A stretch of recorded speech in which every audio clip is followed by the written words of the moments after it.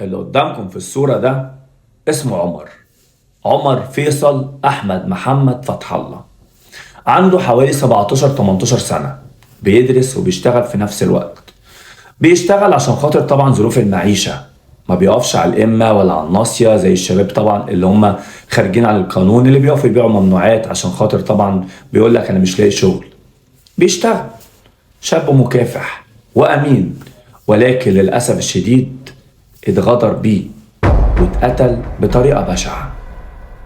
كل ده بسبب الطمع. هو ايه الحكاية وايه اللي حصل لعمر؟ يلا بينا عشان احكيها لك من البداية في اصل الجريمة، بس يا ريت كلنا كده نترحم عليه، ربنا يرحمه ويصبر اهله على فراقه، وان شاء الله يرجع له حقه.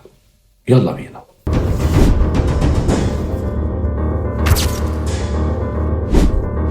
زي ما قلت لكم في البداية، عمر بيشتغل. ناس بتقول ان هو بيشتغل مع خاله، وفي ناس تانية بيقولوا ان هو بيشتغل